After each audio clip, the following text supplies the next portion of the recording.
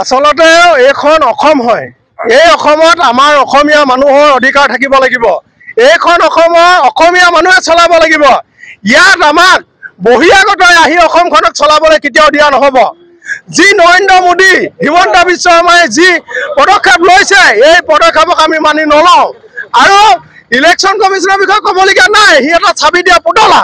গতিকে ইলেকশ্যন কমিশ্যনক আমাৰ সেইকাৰণে একো ক'বলগীয়া নাই।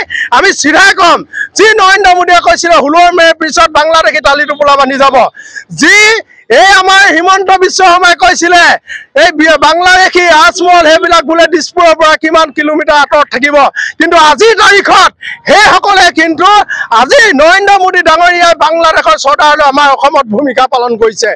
আৰু আমাৰ এই হিমন্ত বিশ্ব শৰ্মাই আমি দেখিছোঁ তেখেতে অসমীয়া জাতিৰ বদললৈ পৰিণত হৈছে আৰু অশোক সিংহালৰ নিচিনা মানুহক বহিৰাগত সংস্থাপনৰ কাৰণে দায়িত্ব অৰ্পণ কৰিছে।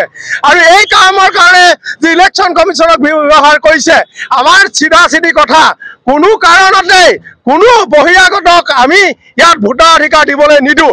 তাৰ কাৰণে যিকোনো পৰ্যায়লৈকে আন্দোলন হ'ব পাৰে। আজি সমগ্ৰ অসমত আমাৰ আন্দোলন হৈছে আৰু এই আন্দোলন ব্যাপক ৰূপত হ'ব। আজি অসম চৰকাৰক আৰু নৰেন্দ্ৰ মোদীক আমি ইয়াৰ পৰা ডিব্ৰুগড়ৰ পৰা সকীয়াই দিছোঁ, আপোনালোকে যদি অসমীয়াক এই যি পদক্ষেপ লৈ আপোনালোকে অসমীয়া জাতিটোক নিকিন্ন কৰি শেষ কৰিব বিচাৰিছে, ইয়াক কেতিয়া আপোনালোকে সফল নহ'ব। আপোনালোকক এই অসমৰ মানুহে ব্ৰহ্মপুত্ৰত উটুৱাই দিয়া হ'ব। গতিকে আমি আজি স্পষ্টকৈ কৈছোঁ, কৃষক মুক্তি সংগ্ৰাম সমিতিৰ 100 জন সদস্যৰ শেষ টোপাল থকালৈকে আমি কেতিয়াও কোনো বহিৰাগতক ইয়াত দবদবাবলৈ নিদিওঁ। আমি ইয়াত কোনো কাৰণতে ভোটাৰ অধিকাৰ দিবৰ কাৰণে আমি কেতিয়াও নিদিওঁ। এখন অসম হয়, আমি এই ভোট চোৰ বিজেপি চৰকাৰ বৰ্তমানত শাসনত বহি থকাৰ মুখ্যমন্ত্ৰী হিমন্ত বিশ্ব শৰ্মা ডাঙৰীয়াক আমি কৃষক মুক্তি সংগ্ৰাম সমিতি, ডিব্ৰুগড় নগৰ সমিতি, ডিব্ৰুগড় জিলা সমিতিৰ তৰফৰ পৰা আমি ক'বলৈ বিচাৰিছোঁ, অসমত অসমীয়া মানুহক, খিলঞ্জীয়া ভূমিপুত্ৰ মানুহখিনিক অকণমান শান্তিত থাকিবলৈ দিয়ক। আপুনি যদি ভাল কাম কৰিছে, আপুনি ভোট চুৰ নকৰিলেও হ'ব। আপুনি ভাল কাম কৰি অসমৰ জনসাধাৰণক দেখাওক।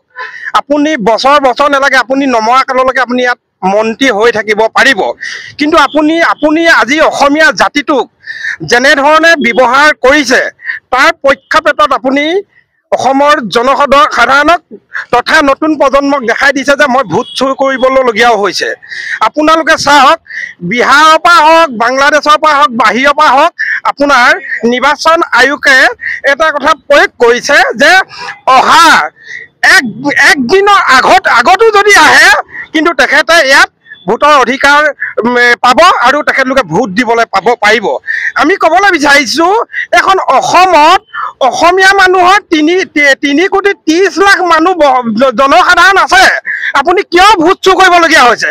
কিন্তু আপুনি এই ভোট চুৰ কৰিলে আপুনি 2026 চনত আপুনি হাৰি যাম বুলি ভাবিছে যিহেতু, কিন্তু অসমত জনসাধাৰণে চাই আছে। আপোনাক এটা কথা এই ডিব্ৰুগড়ৰ পৰা স্পষ্টকৈ আমি ক'বলৈ বিচাৰিছোঁ, আপুনি প্ৰথমে জুবিন দাক ন্যায় দিয়ক। আপুনি ভোট চুৰ কৰিব নালাগে। আপুনি ভোট চুৰ নকৰিলেও আপুনি ভোটত জিকিব। আপুনি একো কৰিব নালাগে, আমাৰ জাতি বাতি ভেটি ৰক্ষাও কৰিব নালাগে। আপুনি অকল এটা কাম কৰি দেখাওক অসমক, আপুনি অকল জুবিন দাক ন্যায় দিয়ক। জুবিন দাক ন্যায় দিলে আপুনি ভোট চুৰ নকৰিলেও আপুনি অসমৰ মুখ্যমন্ত্ৰী গাদীত আকৌ বহিবলৈ পাব, নহ'লে আপুনি ভোট চুৰ কৰিলেও নাপায়। আপুনি ভোট চুৰ কৰিলেও নাপায়, এইটো স্পষ্টকৈ আমি জনাই দিছোঁ। 2026 চনত আপোনাক ব্ৰহ্মপুত্ৰ নহয়, আপোনাক চকীত বান্ধি মেলি ৰাইজে জনসাধাৰণে চাই আছে, দলিয়াই দিব। ধন্যবাদ।